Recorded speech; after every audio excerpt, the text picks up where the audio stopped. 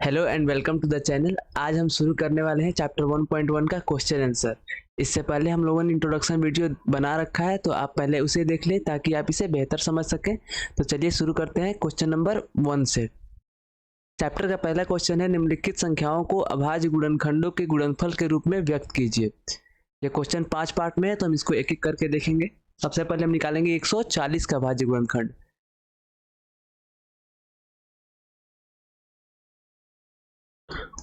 तो हम देखेंगे 140 सबसे पहले किस संख्या से कटता है। तो 140 का अंत में सम संख्या है, तो यह 2 से विभाज्य होगा, तो 2 से कटाएंगे। 2 से 14 7 बार में जाएगा और 0 का 0 आएगा। फिर 70 के लास्ट में 0 है, यानी कि सम संख्या है, तो फिर ये 2 से जाएगा। 2 से 7 नहीं कटता है, तो 3 बार में 6 आएगा। फिर यहाँ पे 1 बचा, 1 और 0 10। 2 से 5 बार में 10 जाएगा। फिर 35 कटेगा 5 से 7 बार में। तो 140 का भाज्य गुणनखंड क्या होता है हमारा? 2 गुना 2 गुना 5 गुना 7। ये रहा हमारा आंसर। अगला हमारा क्वेश्चन है 156। 156 का अभाज्य गुणनखंड निकालना है हमें।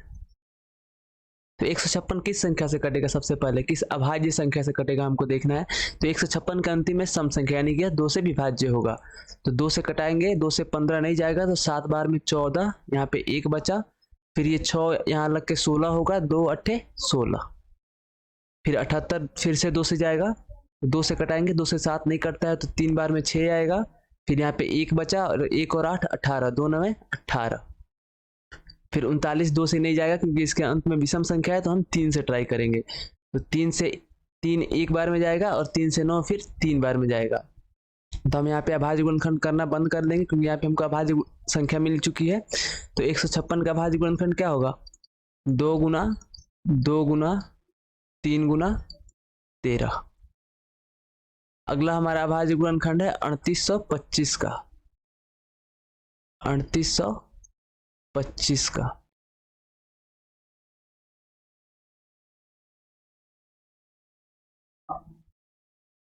3825 का अभाज्य गुणनखंड किससे होगा? सबसे पहले 5 है लास्ट में, तो 3 से होगा सबसे पहले। 3 एकम 3, 3 से 8 नहीं जाएगा, तो 3 दूना 6, यहाँ पे 2 बचा। 2 और 2 मिलके 22 होगा, तो 3 सते 21। और फिर यहाँ पे 1 बचा, 1 और 5 मिलके 15, तो 3 पचे 15। फिर 3 से जाएगा, 3 से 12 जाएगा 4 बार में। फिर 7 नहीं जाएगा 3 से, तो 2 बार में 6 आएगा, यहाँ पे 1 बचेगा। फिर 1 में 5 लग के बनेगा 15, 3 पचे 15। अब ये 3 से नहीं कटेगा, तो हम करेंगे इसका विभाज्य 5 से। तो 5 से कितनी बार में जाएगा? 8 बार में। 5 बटे 40, और यहाँ पे 2 बचा, 2 और 5 25, 5 25। फिर 85 5 से जाएगा कितना बार में? 5 एकम 5, यहाँ पे 3 बचा, और फिर यहाँ पे 5 आया 35। 5 सते 35। हमको यहाँ पे अभाज्य संख्या मिल चुका है, तो हम आगे अभाज्य गुणनखंड नहीं करेंगे। 3825 का हमारा अभाज्य गुणनखंड होता है 3 गुना 3 गुना 5 गुना 5 गुना 17।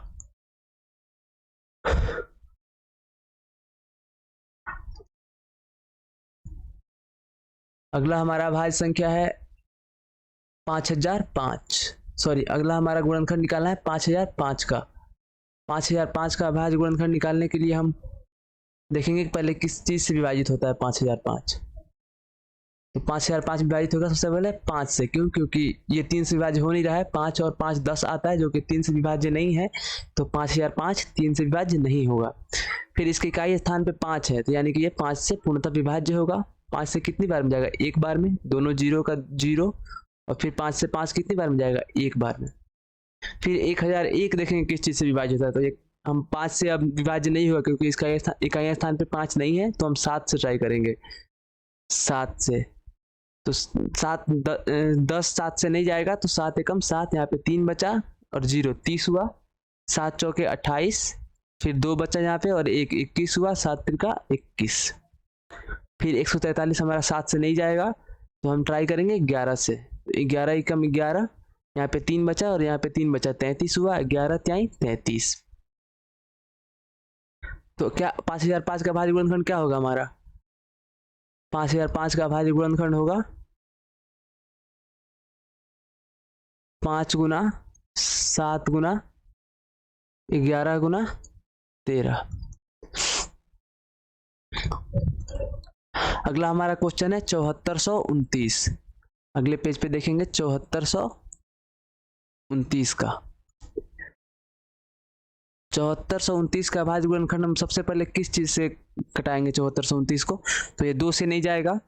7 4 11 2 13 और 9 22, 22 3 से नहीं कटता है, तो ये क्या होगा? 3 से भी विभाज्य नहीं होगा। और लास्ट में 9 है तो 5 से विभाज्य होगा नहीं।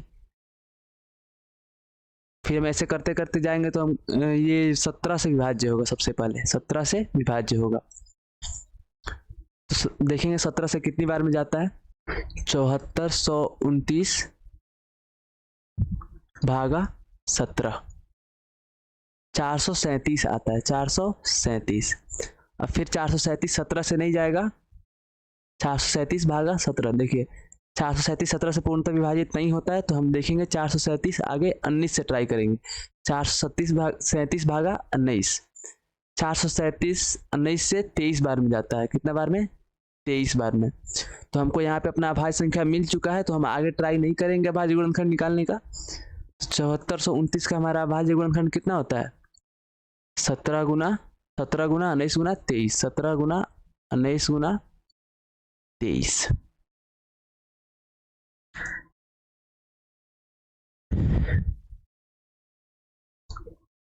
नेक्स्ट हमारा क्वेश्चन है पूर्णांकों के निम्नलिखित युग्मों के HCF और LCM ज्ञात कीजिए तथा इसकी जांच कीजिए कि दो संख्याओं का गुणनफल HCF इंटू LCM है। तो हमको क्या करना है? सबसे पहले HCF निकालना है, फिर LCM निकालना है। ये दी गई संख्याओं का HCF और LCM निकालना है और चेक करना है कि इन दोनों संख्याओं का गुणनफल इनके HCF और LCM के गुणनफल के बराबर है। तो चलिए एक से शुरू करते हैं। पहला हमारा क्वेश्चन है 26 और 91। हम यहाँ पे 26 का अभाज्य गुणनखंड निकालेंगे। पहले कितना से जाएगा? 2 से 13 बार में। फिर 91 का अभाज्य गुणनखंड निकालेंगे। कितना से जाएगा? 7 से 13 बार में। हमको यहाँ पे अभाज्य संख्या मिल जा रही है, तो हम आगे गुणनखंड नहीं कर रहे हैं। 26 का क्या होगा? 2 गुना 13। फिर 91 का क्या होगा? 7 गुना 13। अब देखना होता है हमको किसमें मैच कौन सा कर रहा है। तो हमारा मैच कर रहा है 13 हमारा मैच कर रहा है।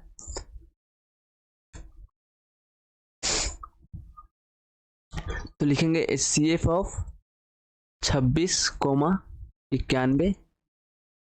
कितना आएगा हमारा? जो मैच कर रहा होता है वही HCF होता है। तो हमारा 13 मैच कर रहा है, तो 13 हमारा HCF हो जाएगा। फिर लिखेंगे LCM ऑफ 26 और 91। तो LCM में क्या करते हैं? 13 जो मैच कर रहा है उसको हम एक बार लिखेंगे, गुना बचा हुआ क्या है? 2 और 7 है, तो 2 गुना 7। 13 गुना 2 गुना 7, 13 दूनी 26 गुना 7 आता है 182। अब बोल रहा है कि चेक करिए दो संख्याओं का गुणनफल उनके HCF और LCM के गुणनफल के बराबर है। तो यहाँ पे लिखेंगे हम पहली संख्या गुना दूसरी संख्या बराबर HCF गुना LCM। पहली संख्या क्या है? 26। दूसरी हमारी संख्या है 91 इज इक्वल टू HCF क्या है हमारा? 13 गुना LCM क्या है? 182। तो हम 26 और 91 का गुणनफल लिखेंगे। 26 और 91 का गुणनफल लिखेंगे। 26 गुना 91 कितना आता है? 2366 इज इक्वल टू, अब 13 और 182 का 13 गुना 182 आता है 2366। मतलब हमारा पहली संख्या और दूसरी संख्या गुणनफल HCF और LCM के बराबर आता है। तो मतलब है हमारा HCF और LCM सही है। 510 इज इक्वल टू, फिर 92 इज इक्वल टू 510 का हम अभाज्य गुणनखंड निकालेंगे। 510 जाएगा 2 से सबसे पहले, कितना बार में? 255 बार में। फिर ये जाएगा 3 से 85 बार में। फिर जाएगा 3 से नहीं, फिर जाएगा ये 5 से कितना बार में, 17 बार में। तो 510 का हमारा भाज्य गुणनखंड होता है 2 गुना 3 गुना 5 गुना 17। फिर हम 92 का भाज्य गुणनखंड निकालेंगे। सबसे पहले इकाई स्थान पे सम संख्या है तो 2 से जाएगा 46 बार में। फिर सम संख्या है तो फिर 2 से जाएगा 23 बार में। और 23 हमारा है अभाज्य संख्या, तो हम आगे गुणनखंड नहीं करेंगे। तो हम पहले इसको लिख लेंगे 2 गुना 2 गुना 23, 2 गुना 2 गुना 23।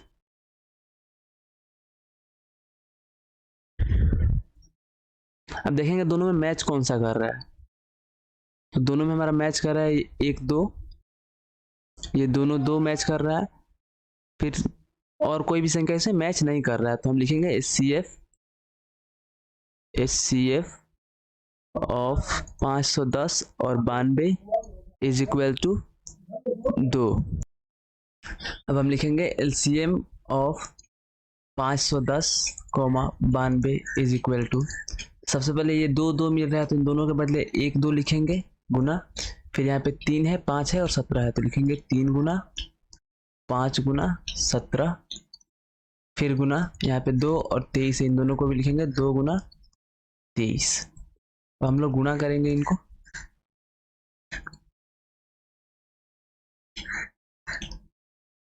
दो गुना 3 गुना 5 गुना 17 गुना 2 गुना 23 कितना आता है हमारा 23,460। 23,460 हम लसा और मौसा निकाल चुके हैं। अगला हमारा क्वेश्चन है कि दो संख्याओं का गुणनफल HCF और LCM है, चेक करना है। हम चेक करेंगे कि पहली संख्या लिखेंगे, पहली संख्या गुना दूसरी संख्या बराबर LCM गुना HCF। पहली संख्या क्या है 510, पहली संख्या है 510 गुना दूसरी संख्या है 92। 510 गुना 92 इज इक्वल टू LCM कितना है 23,460। 23,460 गुना HCF कितना है 2। इनको हम गुना करेंगे। 510 गुना 92, 510 गुना 92 होता है 46,920। 46,920 इज इक्वल टू, अब इनका गुना करेंगे 23,460 गुना 2 इज इक्वल टू 46,920। पहली संख्या गुना दूसरी संख्या LCM और HCF के गुणनफल के बराबर है, मतलब हमारा LCM और HCF सही है। अगला हमारा क्वेश्चन है 336 और 54। तो 336 का भाज्य गुणनखंड निकालेंगे पहले और फिर 54 का भाज्य गुणनखंड निकालेंगे। तो 336 का भाज्य गुणनखंड होगा, सबसे पहले 2 से जाएगा कितनी बार में 168 बार में, फिर 2 से जाएगा 84 बार में, फिर 2 से जाएगा 42 बार में, फिर 2 से जाएगा 21 बार में, फिर 3 से जाएगा 7 बार में। फिर लिखेंगे 54 का भाज्य गुणनखंड, फिर 2 से कटाएंगे 27 बार में, फिर 3 से कटाएंगे 9 बार में, फिर 3 से कटाएंगे 3 बार में। तो 336 का हम भाज्य गुणनखंड यहाँ पे लिखेंगे 2 गुना 2 गुना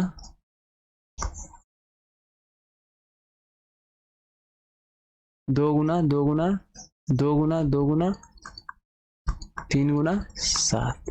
फिर 54 का होता है हमारा 2 गुना 3 गुना 3 गुना 3। अब दोनों में से मिलाएंगे कौन सा मिल रहा है हमारा। तो पहला मिल रहा है तो हमारा एक 2 है, दूसरा ये 3 मिल रहा है। आप किसी 3 से भी कोई सा भी 3 मिला सकते हैं, कोई दिक्कत नहीं है।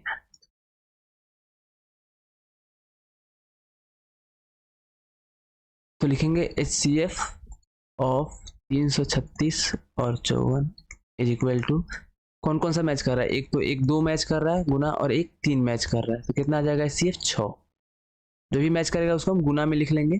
और LCM में क्या करेंगे, LCM of 336 54 is equal to, पहले जो जो मैच कर रहा है उसको लिखेंगे तो 2 गुना 3, 2 गुना 3, अब गुना जो बचा हुआ है, क्या बचा हुआ है, 3 2 और 1 7, 3 2 और 1 7, और फिर दूसरे में बचा हुआ है 3 गुना 3, लिखेंगे गुना 3 गुना 3। अब हम इन लोगों को गुना करेंगे इन सारों को,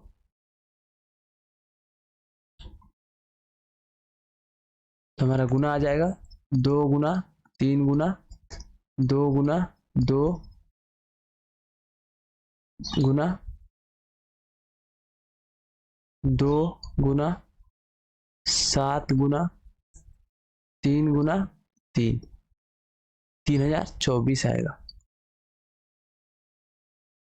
अब पूछ रहा है कि पहली संख्या गुना दूसरी संख्या बराबर एचसीएफ गुना एलसीएम सिद्ध कीजिए, तो वो भी सिद्ध कर लेंगे। पहली संख्या गुना दूसरी संख्या बराबर होता है एचसीएफ गुना एलसीएम। तो क्या हो जाएगा, पहली संख्या 336 गुना दूसरी संख्या 54 होता है, 54 है, बराबर एचसीएफ क्या है 6 गुना एलसीएम है 3024। अब इनको गुना करेंगे, 336 गुना 54, 336 गुना 54 आता है 18144, 18144 इज इक्वल टू 6 गुना 3024, ये क्या आता है 18144। तो हमारा पहली संख्या गुना दूसरी संख्या बराबर एचसीएफ गुना एलसीएम मैच कर रहा है, तो एचसीएफ और एलसीएम क्या है, सही है। अगला हमारा क्वेश्चन है, अभाज्य गुणनखंड विधि द्वारा निम्नलिखित पूर्णांकों के एचसीएफ और एलसीएम ज्ञात करें। अभाज्य गुणनखंड विधि द्वारा इनके एचसीएफ और एलसीएम ज्ञात करना है। तो पहले हम पहला क्वेश्चन देखेंगे 12, 15 और 21 का। 12 का अभाज्य गुणनखंड 2 छक्के 12, 2 तिहाई 6। फिर 15 का देखेंगे 3 पचे 15, फिर 21 का 3 सते 21, क्या आएगा 2 गुना 3, इसमें आएगा 3 गुना 5, इसमें आएगा 3 गुना 7। तो हम पहले इन तीनों में देखेंगे कौन कौन सा मिल रहा है। तो इसमें भी 3 है, इसमें भी 3 है और इसमें भी 3 है, तो ये 3 मिल रहा है। और कोई संख्या हमारा नहीं मिल रहा है, तो इसको वैसे ही रहने देंगे और फिर लिखेंगे यहाँ पे एचसीएफ ऑफ 12, 15 और 21 इज इक्वल टू क्या आ जाएगा, जो मैच करता है वही होता है एचसीएफ, तो 3 हो जाएगा हमारा एचसीएफ।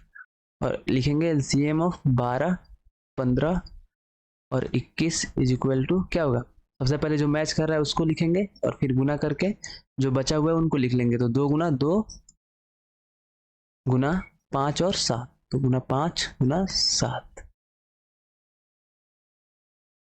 अब इसको करेंगे 5 दूनी 10, 7 70 दुना 140 और फिर 420 आ जाएगा हमारा, ये हो जाएगा आंसर।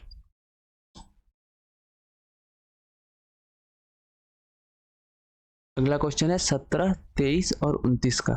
17 इज इक्वल टू लिखेंगे, फिर 23 इज इक्वल टू लिखेंगे, फिर 29 इज इक्वल टू लिखेंगे।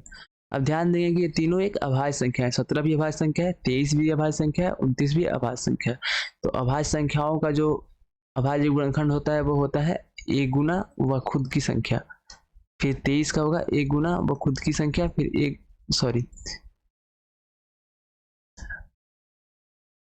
एक गुना 23 और फिर एक गुना 29। तो इन तीनों में बस एक ही मैच कर रहा है।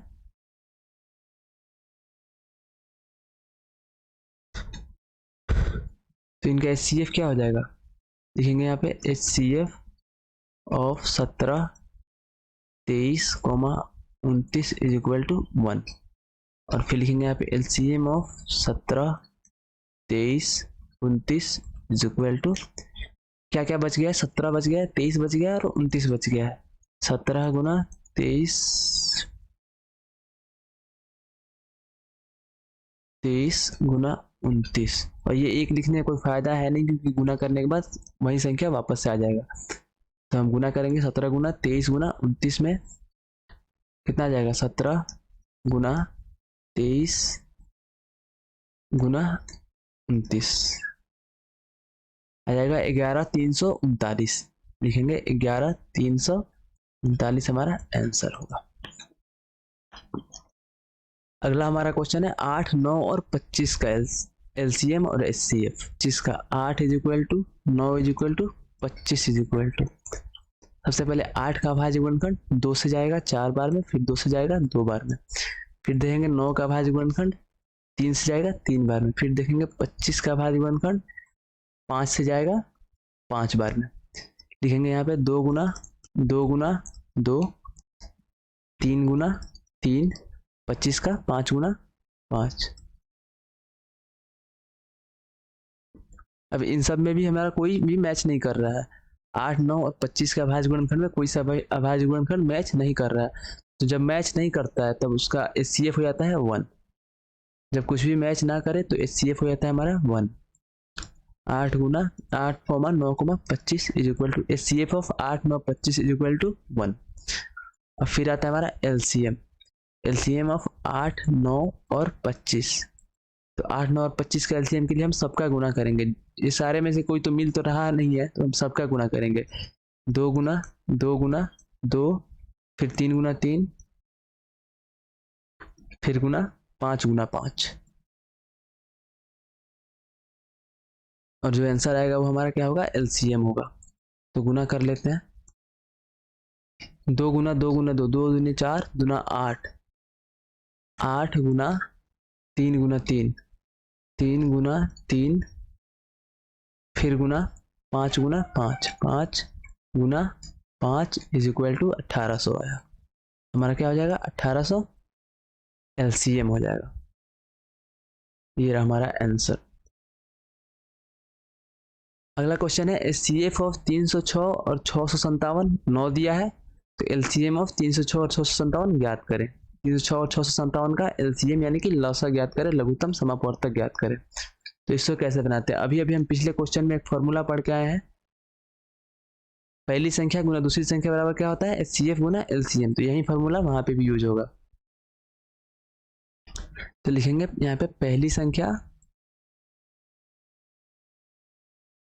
गुना दूसरी संख्या बराबर एचसीएफ गुना एलसीएम। या पहली संख्या क्या है हमारा 306, दूसरी संख्या है 657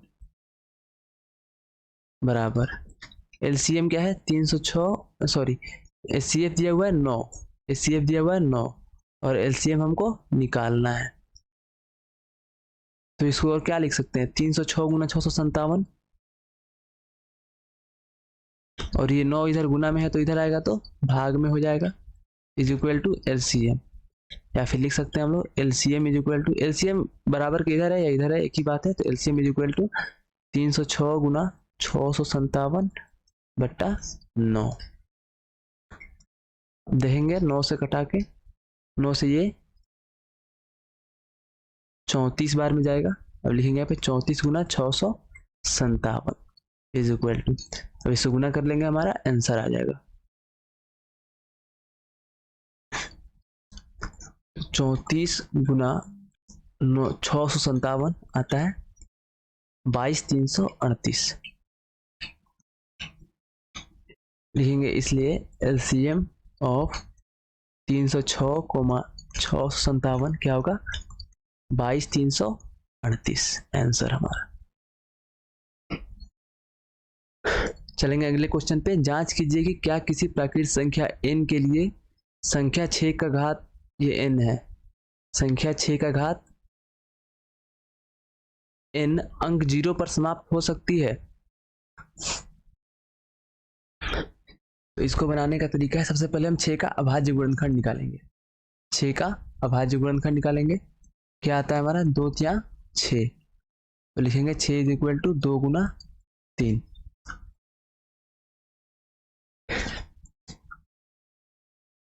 तो आंसर होगा नहीं, नहीं किसी प्राकृत संख्या, किसी प्राकृत संख्या n के लिए 6 का पावर n अंक 0 पर समाप्त नहीं हो सकती है, पर समाप्त नहीं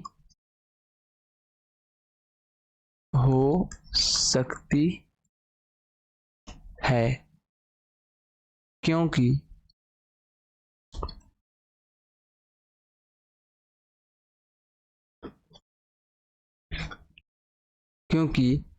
e का पावर n के रूप के किसी भी संख्या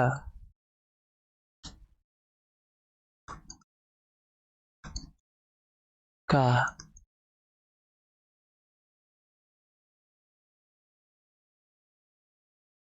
जीरो पर समाप्त होना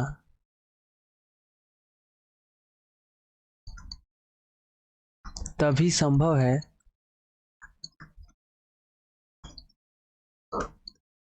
जब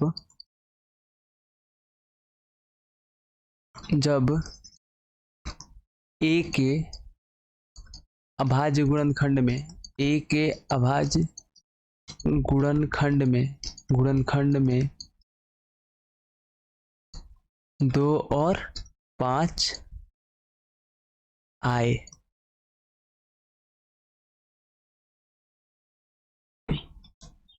लेकिन 6 के अभाज्य गुणनखंड में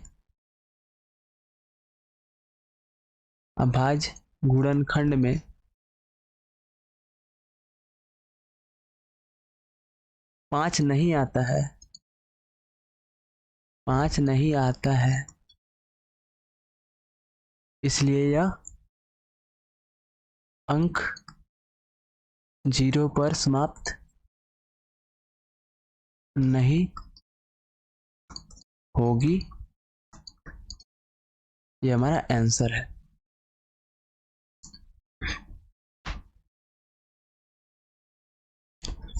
देखिए 6 के अभाज्य गुणनखंड में सिर्फ 2 और 3 आता है, 5 नहीं है। अगर 5 नहीं रहेगा तो 0 तो आने का चांस ही नहीं है। अगर यहाँ पे एक 5 रहता तो देख लीजिए 5 × 15 दूना 30, यानी कि इकाई के अंक में 0 आ रहा है। तो अगर यहाँ पे 5 नहीं है तो 0 नहीं आएगा कभी भी, इसीलिए हमारा आंसर है नहीं।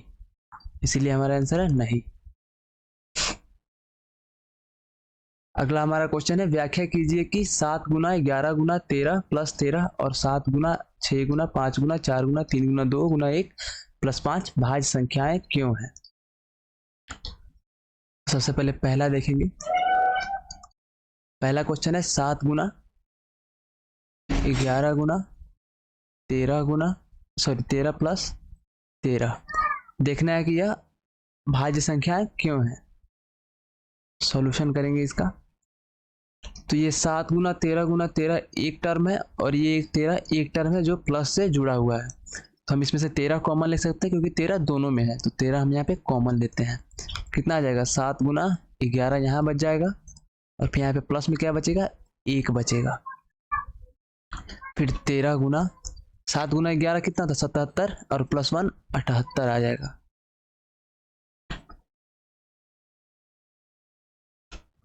तो देखेंगे ये जो संख्या है 7 × 11 × 13 + 13, ये जो टोटल संख्या है उससे गुणनखंड क्या है, 13 और 78 है। लेकिन अभाज्य संख्या किसे कहते हैं, जिसमें सिर्फ एक और स्वयं के अलावा कोई और गुणनखंड ना हो, लेकिन इसके गुणनखंड में 13 और 78 भी आ रहा है, तो यह क्या होगा, भाज्य संख्या होगा। तो लिखेंगे चूंकि 7 × 11 × 13 + 13 के गुणनखंड में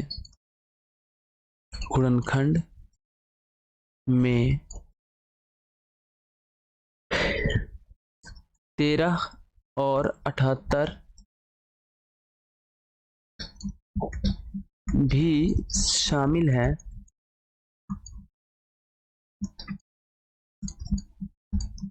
इसलिए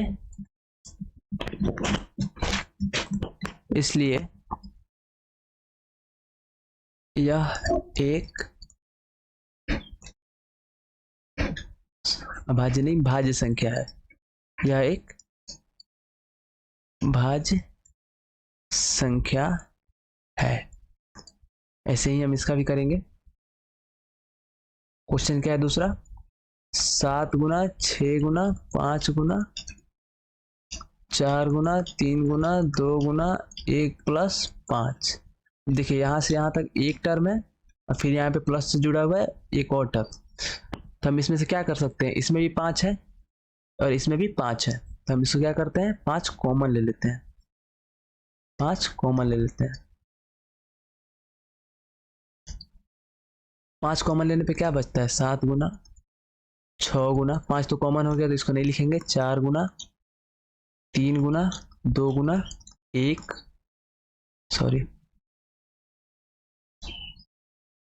और यहाँ पे प्लस का प्लस और फिर 5 यहाँ से भी कॉमन हो चुका था, यहाँ पे क्या बचा 1 इज इक्वल टू लिखेंगे 5 गुना, इसको कैलकुलेट करेंगे, कि गुना करने पे कितना आता है। तो हमारा इसका गुना करने पे आएगा 7 गुना 6 गुना 4 गुना 3 गुना 4 गुना 3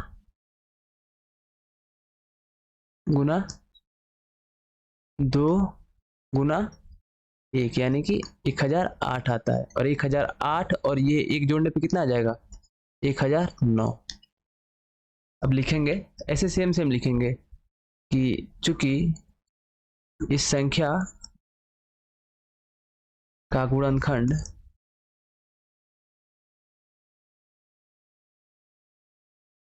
में 5 और 1009 शामिल है,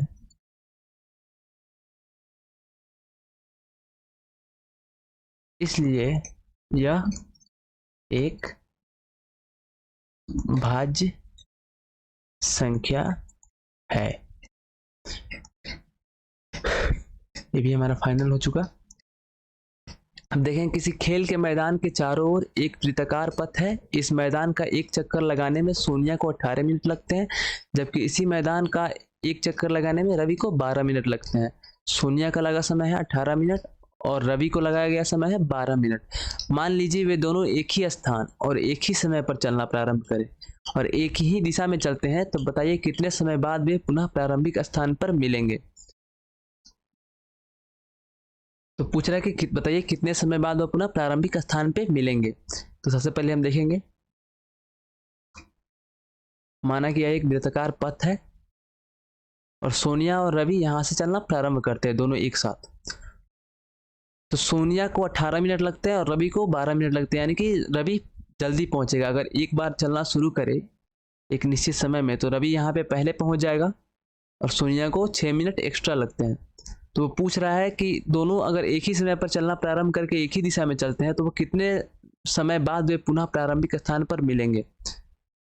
तो देखिए दोनों को एक साथ मिलने के लिए हमें क्या निकालना पड़ेगा, लीस्ट कॉमन फैक्टर यानी कि लघुत्तम समापवर्तक निकालना पड़ेगा, लॉसा निकालना पड़ेगा। अगर तो पूछता कि ये आखिरी बार कब मिलेंगे, आखिरी बार चलते चलते आखिरी बार एक साथ कब मिलेंगे, तो हम हाईएस्ट कॉमन फैक्टर यानी कि महत्तम समापवर्तक निकालते। अगर पूछा है कि प्रारंभिक स्थान पर पुनः कब मिलेंगे, यानी कि अभी इसके जस्ट चलना प्रारंभ करने के तुरंत बाद कब मिलेंगे, तो हम क्या निकालेंगे, लॉसा निकालेंगे। तो हम देखते हैं कि इसका आंसर क्या होता है। 12 और 18 का लॉसा निकालेंगे, जितना आएगा हमारा वही आंसर हो जाएगा। तो 12 और 18 का निकालेंगे हम एलसीएम। 12 का क्या होगा भाज्य गुणनखंड, 2 का 6 बार में, 2 से 3 बार में। फिर 18 का भाज्य गुणनखंड 2 से 9 बार में, फिर 3 से 3 बार में। 12 का हो जाएगा 2 गुना 2 गुना 3 और फिर इसका हो जाएगा 2 गुना 3 गुना 3। अब देखेंगे हमारा एलसीएम कितना आता है। पहले कौन सा मैच कर रहा है ये देखेंगे, तो यहाँ पे एक 2 मैच कर रहा है और फिर यहाँ पे हमारा एक 3 मैच कर रहा है, 2 और 3 मैच कर रहा है। तो हम लिखेंगे LCM of 12, 18 is equal to, एक 2 मैच कर रहा है और एक 3 मैच कर रहा है, तो 2 और 3 को लिख लेंगे और फिर एक 2 बचा है और एक 3 बचा है, तो एक 2 और एक 3 लिख लेंगे। कितना आ जाएगा, 2 तिहाई 6, 2 ना 12, तिहाई 36, और चूंकि 12 और 18 मिनट में था, 12 मिनट और 18 मिनट, तो हमारा ये जो आंसर आएगा एलसीएम वो भी क्या आएगा, मिनट में आएगा। तो दोनों एक साथ चल के कितने बार मिलेंगे, कितने बार कब मिलेंगे, 36 मिनट बाद मिलेंगे। ये हमारा आंसर। तो लिख लेंगे दोनों पुनः प्रारंभिक स्थान पर